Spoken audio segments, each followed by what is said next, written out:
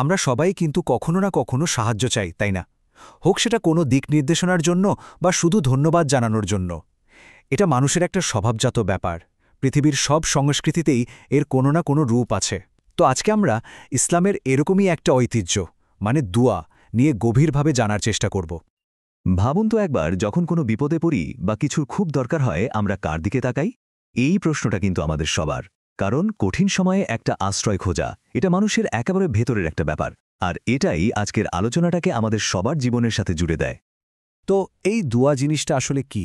চলুন একটু গভীরে যাই। দুয়া মানে শুধু কিছু নিয়ম মেনে প্রার্থনা করা না, ব্যাপারটা তার চেয়েও বেশি কিছু। এটা হলো সৃষ্টিকর্তার সাথে একটা একদম সরাসরি ব্যক্তিগত কথোপকথন।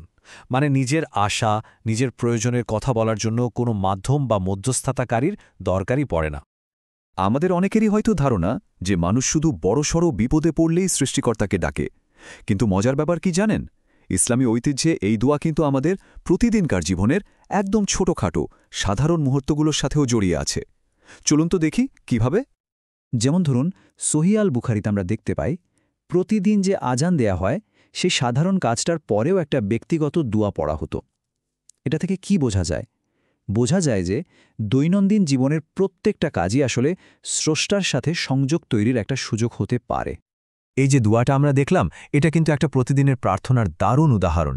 এটা শুধু একটা নিয়ম বা প্রথা না, বরং দিনের বিভিন্ন সময়ে সৃষ্টিকর্তার সাথে সম্পর্কটা ঠিক রাখার একটা উপায়। এমনকি ব্যবসা-বাণিজ্যের মতো একেবারে রোজকার ব্যাপারেও দুয়া করার চলছিল। একটা ছোট্ট ঘটনা বলি। নবী সাল্লাল্লাহু আলাইহি সাল্লাম একবার তার সঙ্গী উরওয়াকে একটা লেনদেনের জন্য 1 দিনার দিয়েছিলেন, আর সাথে তার জন্য দোয়াও করে দিয়েছিলেন। এখানে সবচেয়ে ইন্টারেস্টিং ব্যাপার হলো, এই ছোট্ট প্রার্থনাটা আমাদের দেখায় যে বিশ্বাস আর রোজকার অর্থনৈতিক জীবন কিভাবে একসাথে চলতে পারে। মানে আধ্যাত্মিকতা আর জাগতিক কাজকর্ম এখানে কিন্তু একে অপরের পরিপূরক। আর এর ফল কি হয়েছিল জানেন? বলা হয় উরওয়া এতটাই বরকত পেয়েছিলেন যে তিনি যদি ধুলোবালি নিয়েও ব্যবসা করতেন, তাতেই নাকি লাভ হতো। এই ছোট্ট গল্পটা থেকেই বোঝা যায় সেই সময়ের মানুষ দোয়ার শক্তিতে কতটা গভীরভাবে বিশ্বাস করত। আচ্ছা, দৈনন্দিন জীবনের ছোটখাটো মুহূর্তের কথা তো হলো, কিন্তু যখন সত্যিকারের সংকট আসে, একেবারে কঠিন বিপদ, তখন প্রার্থনার চেহারাটা কেমন হয়? চলুন এবার সেই সব গভীর মুহূর্তগুলোর দিকে একটু তাকানো যাক। এই ঘটনাটা কিন্তু বেশ নাটকীয়, তাই না?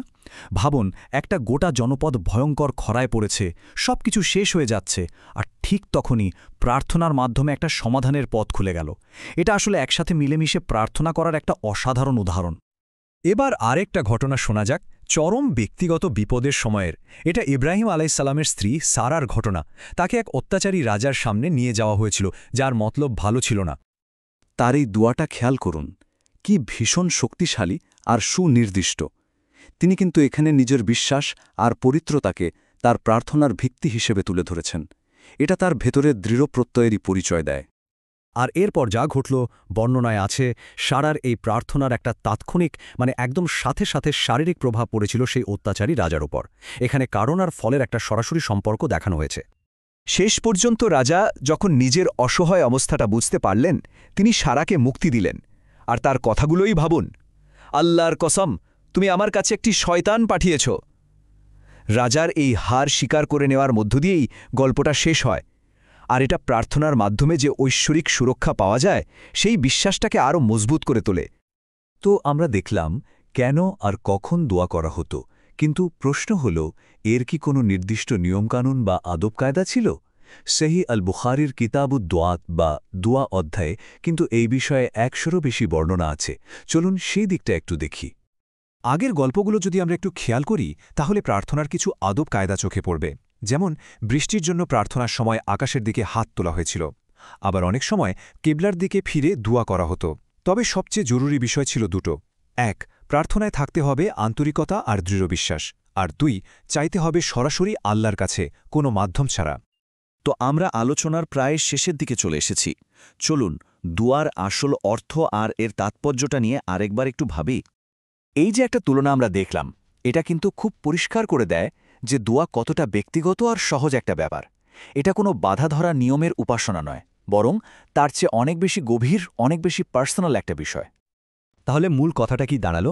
মূল কথাটা হলো, দোয়া আসলে একটা গভীর ব্যক্তিগত সম্পর্কের নাম। এটা সৃষ্টিকর্তার সাথে সরাসরি কথা বলার একটা পথ, যেখানে কোনো মধ্যস্থতাকারীর দরকার নেই, আর যে পথটা সবার জন্য সব পরিস্থিতিতেই খোলা। আজকের এই আলোচনা শেষ করার আগে চলুন একটা প্রশ্ন নিয়ে ভাবি। সৃষ্টিকর্তার সাথে সরাসরি যোগাযোগের এই যে ধারণা, এটা আসলে মানুষের ভেতরকার সেই চিরন্তন খোঁজ, মানে অর্থ খুঁজে ফেরা, একটা সংযোগ খুঁজে পাওয়ার চেষ্টা, সে সম্পর্কে আমাদের কি বলে?